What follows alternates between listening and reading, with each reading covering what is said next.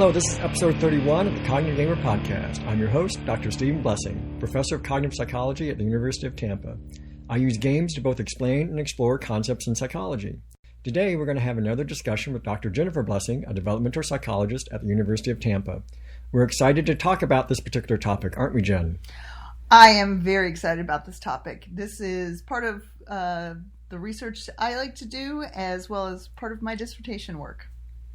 Actually, I'm sure you probably caught yourself while playing a game considering what your next move should be and thought to yourself, what's the other player going to do? Most games have that character where you need to consider what your opponent might do in order to better plan what your current move should be. Or maybe it's the type of game where knowing what your teammates know or don't know will allow you to make a better play in the game. That's part of what makes games so entertaining, because you often need to figure out how another person thinks in order to help you play the game. That type of thinking is what we're going to talk about today with Jen. That sounds like it should be something psychologists have thought about and studied, right? And we have, exactly. So thinking about what someone else knows or doesn't know and how that might shape their behavior is an area of research we're going to talk about today called theory of mind. Now then, this reminds me a little bit about chess, where most people believe that grandmasters think several moves ahead in order to play the game. That's not really true, but when people play strategy games, there is this mix of, if I make this move, they will probably respond in this way. So you try to maximize your position in the game and minimize your opponent's position. Now then, our son, who's 16 now, really likes to play strategy games, with Kemet and Scythe being current favorites. It's been interesting to see him through the years get better and better at playing these types of games, at least partly because he's gotten good at figuring out what other people will do in response to his moves. Now, Jen, what more specifically have developmental psychologists studied about here in this area? So the idea of theory of mind is all about imparting or having a knowledge about another person's mental state. What are their beliefs, their desires, what's their knowledge? And this has then obviously direct implications for gaming, but it started with a publication in 1978 with Premack and Woodruff, who were actually looking at non-human primates and did they impart mental states to others. There's a whole interesting side work on animals and their ability to think about other people's mental states, but most of the work is on humans, and in particular kids, that there seems to be this important developmental change. If you look at 3-year-olds, they're not really good at understanding another person's point of view, another person's knowledge, and they can't separate what they know from what someone else knows. But something seems to develop, change, mature between ages 3 and about 5, because we see stark differences between what a 3-year-old does with regard to other people's knowledge and what a 5-year-old does. Well, that's why I only play chess with 3-year-olds. Exactly. Well, 3-year-olds are very focused on winning and they don't care what you're doing, probably. But right, 5-year-olds would be better at figuring out your next move. So the bulk of the theory of mind work has suggested that there's something going on with regard to how we shift our understanding of this is what I know versus this is what someone else knows. So I'll give you a couple of examples. Some of the classic tasks that we use to assess if a child has achieved a theory of mind is you might show them a box of crayons. Okay. Have them shake it. Might sound like crayons, and you ask them, what do you think's in here? Crayons? Crayons, right. But then you open it up and you show them that, in fact, instead of crayons, there's candles in there. Candles in a crayon box. Right. Okay. So I now ask you, what's in the box? Uh-huh. Well, what's in the box? Candles. Candles. There we go. And unless you're a magician. Are you a magician? I'm not a magician. So then you close it up and you ask the child, okay, your mom or this teddy bear or someone who's not in the room and who hasn't seen this, you're going to show them a closed crayon box. What are they going to think is in there? Probably crayons, like I did. Well, that's if you're 5. If you're 3, you're going to have a harder time distinguishing between what you currently know and what your mental state was before that knowledge changed upon the opening of the box. So 3-year-olds are like, oh no, they're going to say candles. And 5-year-olds are much more likely to go, they're going to think it's crayons. It sounds like crayons when you shake it. And why would you think anything else is in there? Okay, now this is called theory of mind. This is called theory of mind. Okay. So that's a static kind of, but that's about knowledge, right? So if you know that someone else knows this box doesn't contain crayons, that might change how you interact with them. Another task would be about if a child is listening to a story about others kind of playing tricks on them. They put their toy, there's a Sally Ann task, and Sally goes and puts her marble in a basket, and she leaves the room. Anne, naughty Anne, moves that marble from the basket to a box, and then leaves. Well, it's not nice. It's not nice at all. And Sally comes back, and you ask the child, where is she going to look for the marble? And a child who has a theory of mind can balance out, I know something about what happened when Sally wasn't there, but that's my knowledge versus Sally's knowledge is I put it in my basket. Maybe Sally knew Anne was a trickster, but that's not really, that's a little bit more multiple order theory of mind. A lot of this work was done in the 80s, but mostly a lot in the 90s. And it's not all that new at some level because it ties back to what we know about Piaget. You know, I've talked about Piaget. I've heard about Piaget. We've talked about Piaget on this podcast, and Piaget had mentioned that at about this age, kids tend to be very egocentric. They can't take the perspective of other people. Now, Piaget wasn't thinking about it in terms of knowledge, like I know this and you don't, but he talked about it from your perspective. He created what was called the 3 mountain task, where there was sort of a 3-dimensional set of mountains and different displays in front of a child. And if the child's sitting on one side of the table, it looks very different from where the adult is sitting on the other side of the table. And the child is not going to be able, at a young age, they're not going to be able to say, well, I see this tree, but you can't see this tree. Mm-hmm. Think about it from, I always tell my students, it's when I'm standing in front of the classroom and I can see all of their faces, but the kids in the back of the classroom can only see the back of heads and my face. That different perspective Piaget was talking about. So all of this suggests that there's something that has to occur in our development about our cognition that recognizes that how we think is very much an internal state that is very distinct from the internal states of others. So what I know about playing chess is minimal, but if I were to be playing chess or a game with someone, that I am going to have to balance out what I know with what they know. Now you said, so 3-year-olds don't have a theory of mind. Correct. 5-year-olds do. Right. So mostly. So something special happens in those 1.5 to 2 years. Mm-hmm. Any idea what? There's a couple of different theories. I mean, part of it is maturation. Part of it is working through this ability to literally see something from another person's perspective, mm-hmm. Putting it together.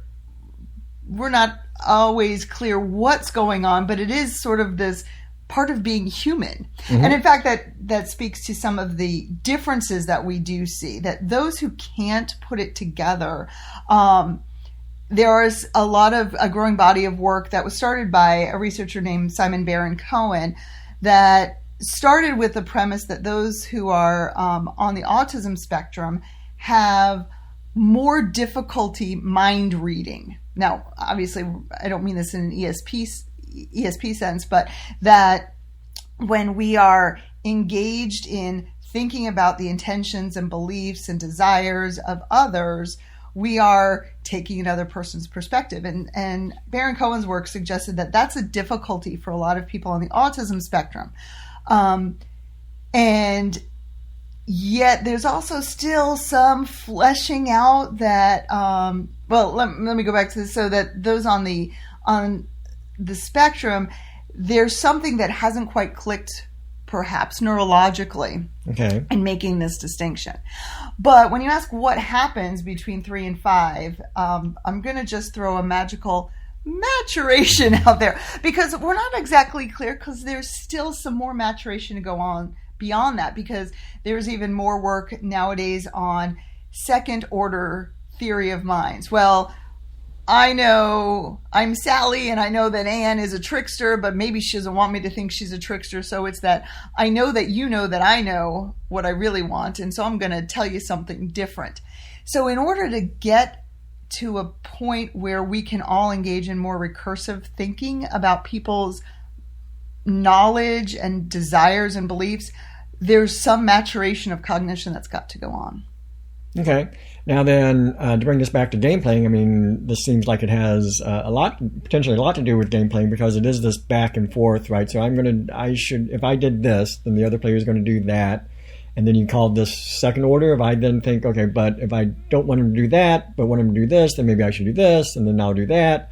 So there is this back and forth between how I'm going to play the game versus how the other person is going to play the game, and I take that into account as I make my moves. Right, and it's an internal back and forth. Right, I'm making my guesses based on what I think I know about your desires and stuff. Now, the Japanese have this notion, and since I'm not Japanese, I have an imperfect understanding of this, I think, but they have a word called yomi, Y-O-M-I. I saw that on a sushi menu.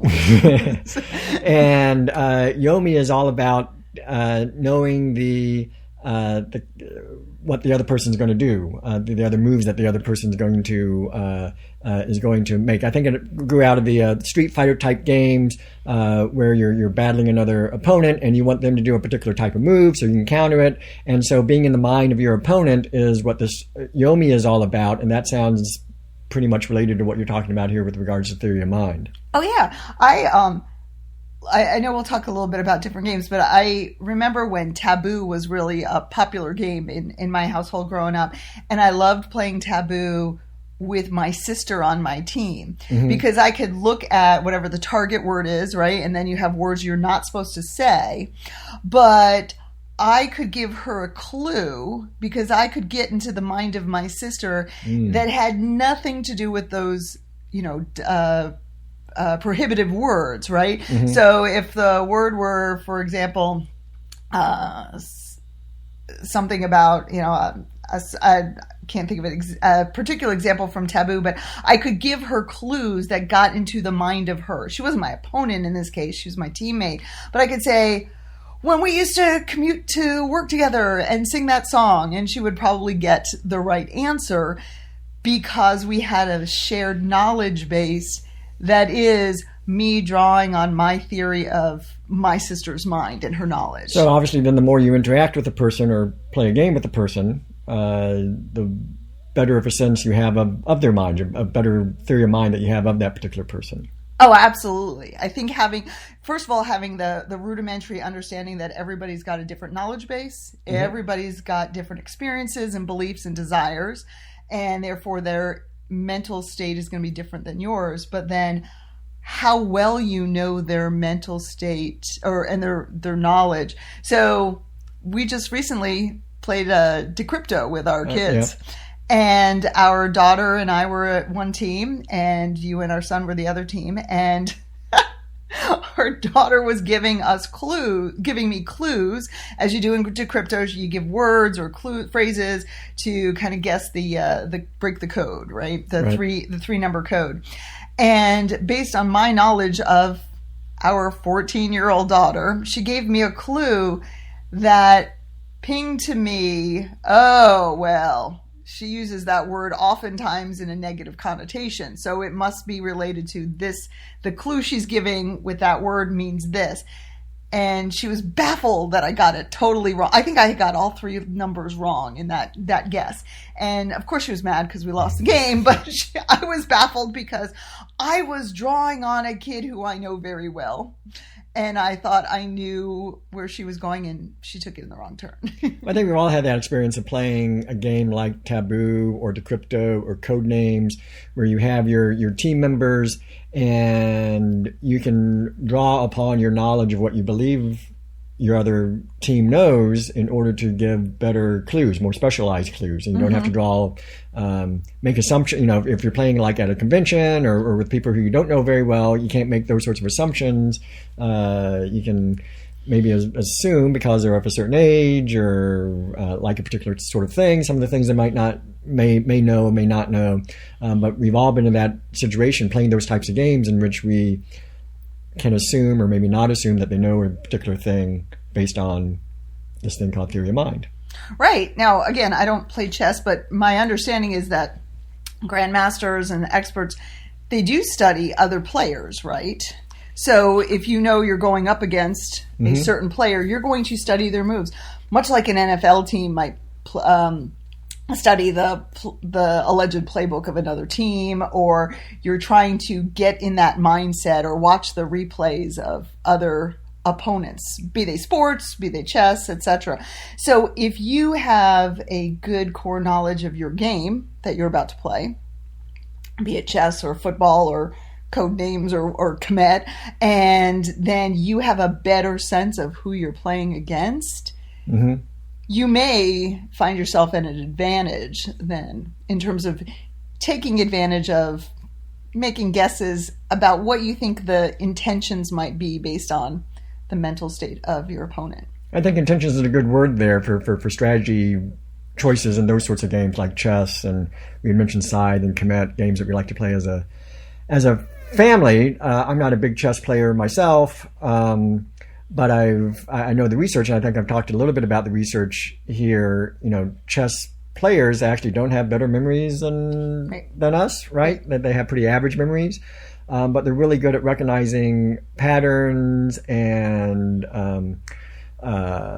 this board position that might have been used in a past game or whatnot. So if you know your opponent and their proclivities as to how they might want to play, you can use that knowledge in terms of, well, the board position currently looks like this. And, chess people really don't look at 4 or 5 moves ahead. They only look at, I believe, a couple of moves ahead. But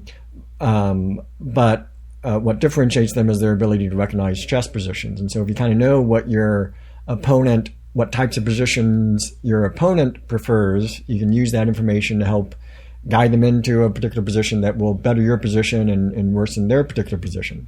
Which is why our son roundly defeats you at Scythe.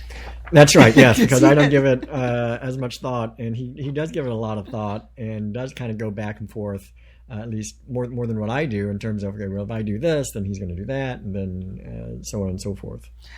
One of the phrases that we've started to use in our family when we play especially the games that might involve some bluffing or, kind of hiding who you are, things like apples to apples, where the phrase has become know your audience. So you are notorious for playing a card if our son or daughter is the one going to make the choice of which is the best answer, right? When you blindly pick up whose cards are what, and they decide, what's the funniest or the smelliest, you often will routinely put down not what you think is the funniest or smelliest, but what you think they will choose. Yeah, well, that's another class of games, right? The apples to apples games or Cards Against Humanity or whatnot. That's another class of games in which you can take into account what the judge, in that particular case, what they know and how they think. You have to take that into account in order to figure out what your best play is and what cards you should put down. And then you mentioned, and then there's another class of games like bluffing games, which kind of gets into this too, right? So like Werewolf or Secret Hitler or something like that. You have your information that you know for sure. You may or may not know the role that another player has, so you have to kind of take that all into account as you play those sorts of games, right? Mm-hmm. Mm-hmm. So then one would see a developmental progression then, I guess, right? Differences in development and ability to play those sorts of games? That's a really good point. Yeah, I think it would be incredibly hard to play Taboo or those sorts of, first of all, straight up personal reference games, because 3-year-olds certainly aren't going to get these, and certainly those are very linguistically based games, right?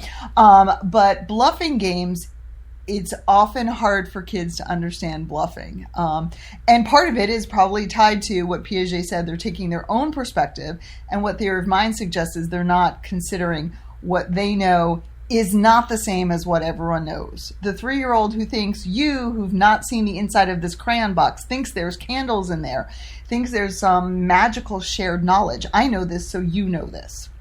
It's the kid in the back seat going, oh, look at the boo-boo on my knee while you're driving, and can't consider the fact that you can't see what they can see. So bluffing's totally out of the picture for them. It's going to be harder for that. And it's going to be probably even more frustrating until kids are probably towards the end of elementary school. While they might have a pretty good ability to pass, and that's the term we use is, can they pass a theory of mind task? And most 5-year-olds can. It's going to be even harder, though, for them to take that to the next level. I'm going to say this so I can sneak their mind to think it's this way. So I'm playing the Sheriff of Nottingham, and I'm going to tell them that I have 5 chickens in here when I really have 7 breads or whatever it might be. And part of that bluffing is, do I have the ability to think I'm going to trick them? And then the other part of it is social, because a kid's going to just start cracking up because they haven't quite figured out there's a lot more to bluffing than just what you say is what you're trying to convey. So much like chess, I should only play Sheriff of Nottingham with preschoolers. No. Now then, we have been doing a lot of thinking about apples to apples. So we've been working on getting a study together, an experiment together. You want to talk a little bit about the experiment that we're thinking about? Yeah, we have received a grant internally from our university based on the idea that one of the things I like about theory of mind is that it opens up the idea of how do we actually look at what people's knowledge states and the differentiation between their knowledge states and another knowledge state of someone else. How does that literally work in the world? What are you literally doing with it? I mean, what we've been talking about, playing games. If I have a cognitive mindset rooted in, I have to think about what the other player knows, that is theory of mind in practice. It's being played out. But it's not always been studied in depth. My unpublished dissertation, I looked at a mistake a kid was playing in a game I had invented that loosely based on some other research, and kids could figure out, oh yeah, this kid's making a mistake. But the next obvious lesson in that is, if you can see someone else making mistakes or making good moves, how does that change your behavior? So we want to establish, first of all, that in contexts like games, that people are going to apply a theory of mind and they're going to make guesses about, so going back to apples, that's the kind of thing they find funny. They find potty humor funny. Or the things that they love are superhero-based or Disney-based. So you're working on creating our game, right? Right, yep. So we're working on exemplars and trying to craft a opponent, so to speak, with my air quotes you can't see here, or a player you're playing against, where you're going to try to predict which things they would like the best. What are the things they're going to select as the most funny, or the most smelly, or the most exceptional. And we're working on seeing, can repeated exposure to another player's selections in a game, can that help you shape, now I came into playing this game against someone who I didn't know at all, but now I've gathered up information over multiple iterations of their behaviors, and now I have a better sense of their beliefs, their intentions, and their preferences when it comes to the context of this game. Right. And we're going to do that not only by seeing what selections they make as they play this apples to apples type game, but also by asking them, well, why'd you make that move, right? Why'd you rate this one high? Why'd you make this one low? and getting into their thought process as to why they made those particular selections. Which is an interesting side note, because you would think that, as generally speaking, most of the population has a theory of mind, that we would rely on words that imply a theory of mind. I knew that you would pick this, or I believe that your preferences lead you to this, which is kind of interesting, because there's some research that shows we don't really lean into using those verbs, but we're hoping that we'll be able to see some of that talk, that our participants will say, I thought about what you kept selecting and I knew this was likely. So can they use a vocabulary that kind of pulls from this idea of theory of mind? Right, yeah. So this notion of theory of mind should be very pervasive here in game playing, right? Because most games you do have to take into account what the other person's thinking about or might do on their next move. Absolutely. And I think it's harder, you were saying before about, people who you've played with for a lot, or people who you've just met. Mm-hmm. That is going to be a factor in how well you know the game, right? So if you sent me in to play a Magic tournament at the local game shop here, I would stink because I have never played Magic, but and I'm up against people who I don't know. But if I know the game well, and then I'm going to interact with people who I don't know, how's that going to balance out versus if I'm playing a game I know well against people who I know well? It'll be interesting to see. That's right. Yeah, we're designing the study now and getting it all together, and hopefully in the fall, depending upon how things go, we'll get some participants and see how they make choices playing this apples to apples game. And I think we even have some other ideas about what the next steps are beyond that, but we'll keep everybody in suspense until we first get the first set of data. Okay, well, Dr. Blessing. Yes, Dr. Blessing. Thanks for talking to us today about theory of mind and sharing your thoughts on it. My pleasure. And thanks to the listeners. I hope you've enjoyed our conversation here about theory of mind.